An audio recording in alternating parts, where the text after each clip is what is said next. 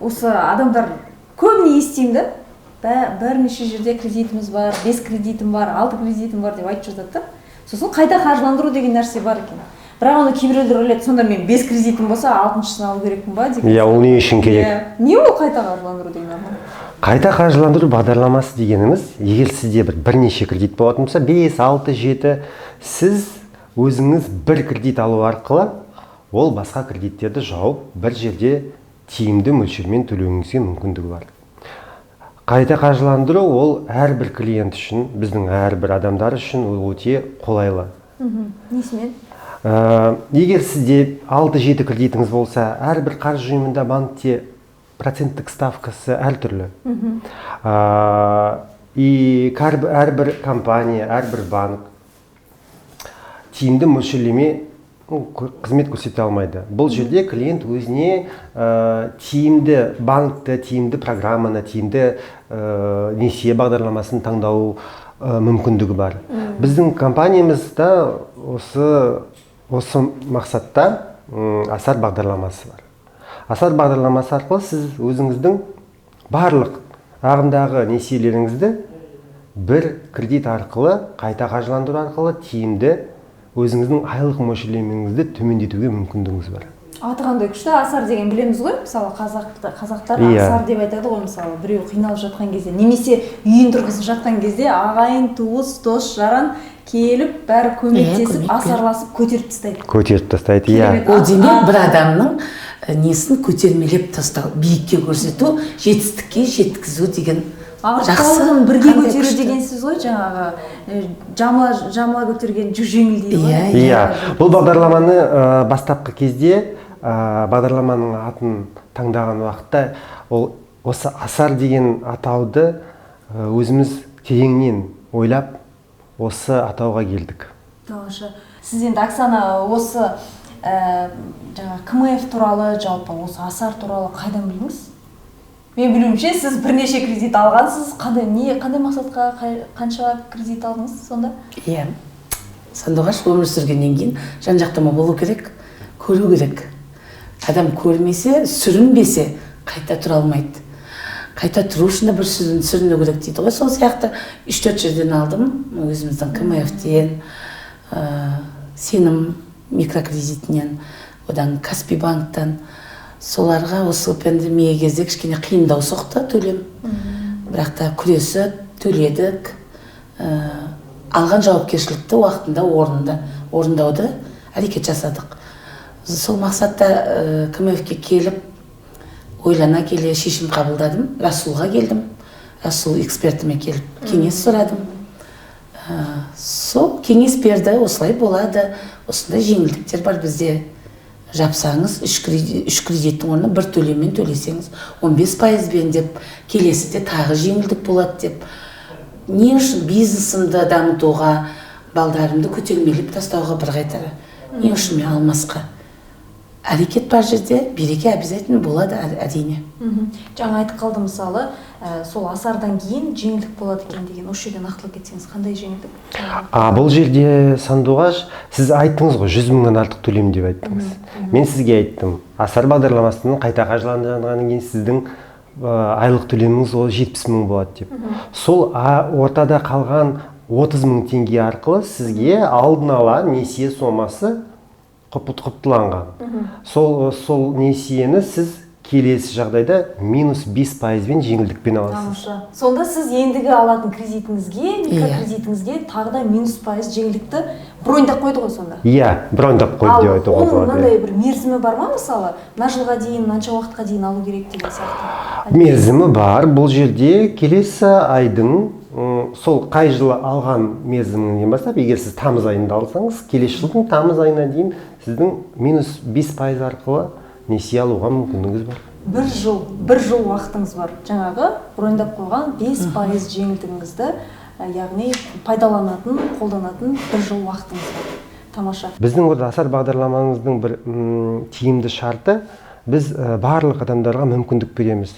Өзіңіздің 5, 6, 7 кредиттеріңіз болатын болса, оны бір жерге бізге қайта қаржыландыруға болады. Басқа қаржылық ұйымдарда, банктерде кредиттер, қайта қаржыландыру кредиттер бойынша 1, 2, 3, 4 кредитке дейін болады тек қана қайта қаржыландыру. Мысалы менде Каспий банкте дейікші, мысалы бір банкте, және Каспий болмай қойсын, бір банкте бірнеше кредитім болса, ол қанша кредит болып есептеледі? Бір банктегі сіздің 3 кредитіңіз болса, бір банкте ол 3 кредит болып есептеледі. Үшеу болып есептеледі. Бір банк кредитінде ол бір жалпы суммамен бір кредит болып есептелмейді.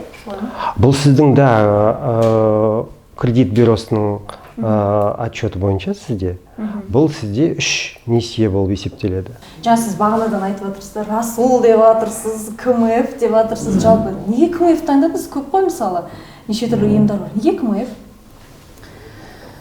Біздің қазақта бар ғой, жолы жеңіл деген. Жолы жеңіл, берекесі бар жер дейді. Көресің, бірін көресің, екіншісін көресің, бірақ та көрген, мақсат алған жақтарынан тиімді жағы болады. Маған тиімді жағы, пайыз жағынан маған ұнады. КМФ-тен пайыз жағының жеңілдігінен, осындай жеңілдіктер болып тұрса, тағы мінекей бақытыма, балдардың нәсібіне осындай асар несі ашылып жатыр. Пайыз жағынан өте ыңғайлы болды. Сол үшін де таңдағаным да осы. КМФ-те жұмыс жасап, осылай келе жатқанымызға 2018 жылдан бастап, октябрьден бастадым, 300 мыңнан. Мен өзім сол аяқ киім сатқаннан кейін, маған көбірек ақша керек айналысқа. Сол үшін де пайыз ғой, қай жерде де жеңілдік. Ең бастысы сол, мысалы, кез келген кезде кредит деген әңгіме болса, мысалы, бірінші орында бізге қызығы, барлық адамға қызығы ол пайыз. Қанша пайыз? Мысалы, банктерде, мысалы, көріне бермейтін жаңағы жасырын деп айтамыз ғой, мысалы. Комиссиялар болады, да. Тағы да не, мысалы, артықшылығы неде жалпы осы КМФ-тің сонда? Сандуғаш, біздің компаниямыз ең басты мақсаты біздің клиенттердің әлеуметтік жағдайы. Біздің компанияда ешқандай скрытый комиссия деп айтады ғой. Бізде ондай жоқ. Біздің пайыздық мөлшерлемеміз біздің құжаттарда барлық жерде тап сол мүмкіндік бойынша жазылып тұрады. Бізде ешқандай скрытый комиссия жоқ. Бізде ақшаны кассадан алған комиссиямыз жоқ. Бізде сақтандыру комиссиялары жоқ. Тамаша. Оның бәрі қарап отырсаңыз, мысалы, банктерде көп мән бере бермейтін нәрсе, де? Иә. Бұл жерде клиенттерге айта кететін жай, құжаттарды несие договор деп айтады ғой. Сол жерде барлық пункттерді оқып танысу қажет. Дұрыс айтасыз, Арман мырза, біз оқымаймыз ғой. Білімсіздігіміздің көп мәселелер осынан келіп шығады туындап. Мен ойлаймын, сол білімді болған адам ақшаны жақсы табуға әрекет жасайды деп. Дұрыс айтасыз. Бірінші орында білім, жанында бизнес жүрсе, еліміз неге көркеймеске? Жаңа сіз бағанадан айтып отырсыз да, мысалы, КМФ деп айтып отырсыз, КМФ-ті осы үшін таңдадым деп айтып отырсыз. Мысалы, расымен де осы Арман мырзаның айтып отырған асар бағдарламасы тиімді ме екен? Енді қаншалық тиімді екен? Мысалы, сіз айтыңыз, бұрын менің 3 кредитім болды дедіңіз, сонда сіз айына қанша төлейтін едіңіз? Мен айына 250 мыңдай төлейтін едім, Сандуғаш. Қиналып кеттім. Қиналмады деп өйтіп маска тағып сөйлеудің керек жоқ. Мынандай заманда қиналмады деген адам өзі жоқ. Бірақ қиналғанның да ахир жақсы болады. Сол қазіргі уақытта сол КМФ-тен асардан алдым, қазір несі бойынша, тариф бойынша 163 мың төлеймін. 250 мың төлейтін едіңіз, асарға келдіңіз, қазір 163 мың төлейсіз. Тамаша, керемет. Жалпы, иә. Енді жоспарыңыз қандай жалпы, әрі қарай? Мысалы, КМФ-те бизнеске арналған, мысалы, айтыңыздар ма, жеңілдіктік жаңағы льготный период дегенде бар ма, мысалы, осындай кәсіпкерлерге арналған жалпы біздің? Әрине бар, Сандуғаш. Біздің агроклиенттеріміз, егін шаруашылығымен айналысатын клиенттерімізге бастапқы қуатта бағдарлама бойынша бізде льготный период деген болады. Қашан егіс жинаған уақытта, сол кезге дейін біз мөлшерлемені төмендетіп, айлық төлемдерді тоқтатып, немесе күзгі уақыттарда сол кезде төлейтін қылып, гибкий график деп айтады ғой. Солай жасаймыз клиенттерімізге. Дұрыс, ол өте қажет. Мысалы, мал шаруашылығымен айналысатындар, олар төлдеген уақытты күтеді, мысалы. Иә. Олар өздерінің бір маусымдары болады ғой жалпы. Керемет, демек неше түрлі жеңілдіктер бар, неше түрлі қолайлы графиктеріңіз бар, ыңғайлы қылып жасаған. Мысалы, ақшаны алдың ба, қалай төлесеңді төле, қойған кепілдігіңді тартып аламыз деген әңгіме жоқ қой. Жоқ, ондай жоқ. Біз айттым ғой, егіс қашан болады? Көктемде бастайды, жазда ол піседі, күзде жинап уже сатылады. Біздің клиенттеріміз, агросекторларынан да клиенттер күзгі уақытта айлық төлемдерін төлей бастайды. Оған дейінгі бізде айтады ғой льготный период деп. Сол кезде ешқандай төлем жасамайды.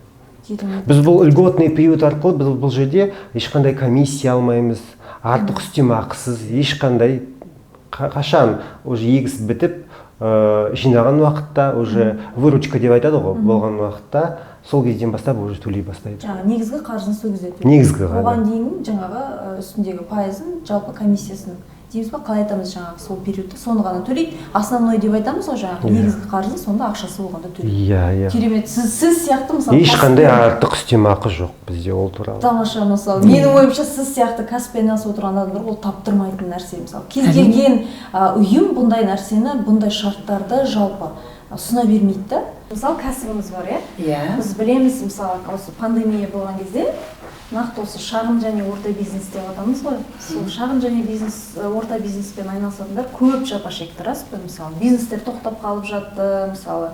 Сізге қалай әсер етті пандемия? Ой, айтпаңыз. Пандемия болған кезде жолдасым мүлдем тоқтатып тастаған.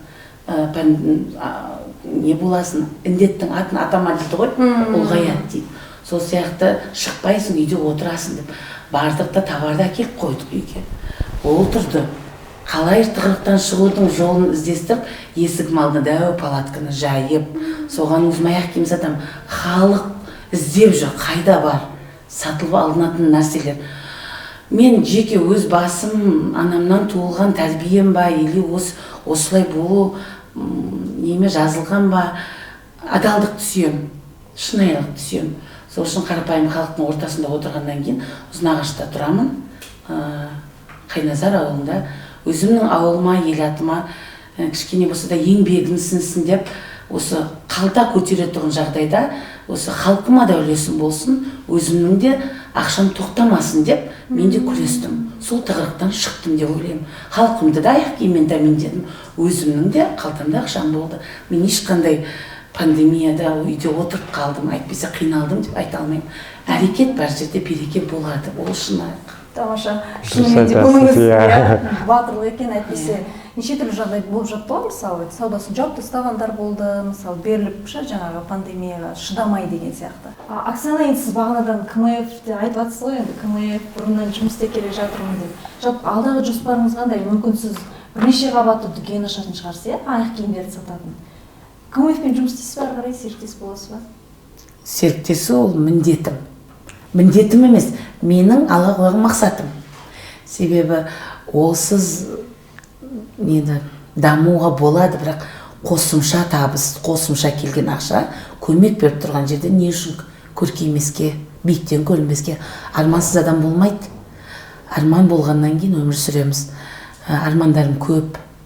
Өзім сол мамандықпен бірге сол мұғаліммін, 2 дипломым бар. Мен осы бизнес арқылы адамдармен сұхбаттасуыммен бірге психолог та болып кетсем десем болады. Ойлана келе оқымасқа неге, диплом жөні бөлек қой деп оқып, диплом алып, қосымша осы індет кезінде ол да маған бір себепші болды. Өзімнің мамандығым бойынша жұмыс істеп, қосымша менің хоббиім, сүйікті мамандығым, аяқ киім сату, клиенттердің көңілінен шығу, халқыма деген үлесімді қосу. Тек қана қазір базарда емес, әрине магазин ашып, әдемілеп тұрып, цивилизованный елде әдемі өмір сүру. Адам өмірге әдемі өмір сүру үшін келеді.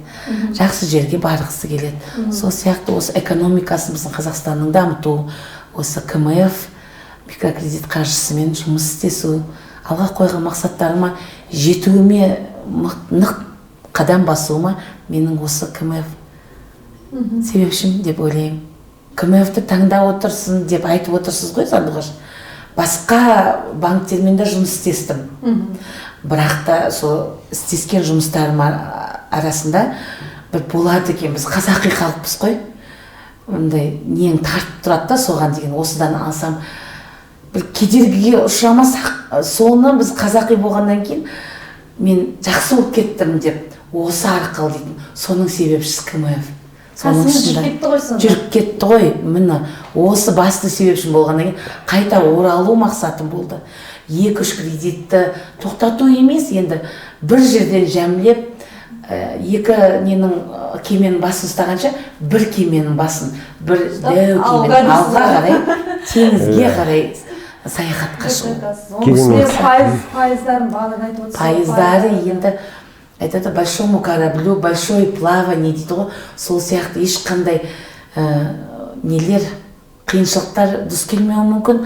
Пайыз деген ол алға самғаған құстың қанаты қалай ұшылады, пайыз деген сол сияқты көрінбей кетеді деген нәрсе. Тамаша. Тамаша. Пайыздары демек сіз айтқаныңыздай салыстырмалы, жаңағы сіз айтып отырсыз ғой, қаншама жерді көрдім деп отырсыз, демек өте ыңғайлы, төмен. Яғни өзіңіз сияқты кәсіпкерлерге сіз кеңес бересіз ғой жалпы. Әрине, мен өзім сияқты кәсіпкерлер жұмыс істесіп жатыр деп ойлаймын осы КМФ-пен.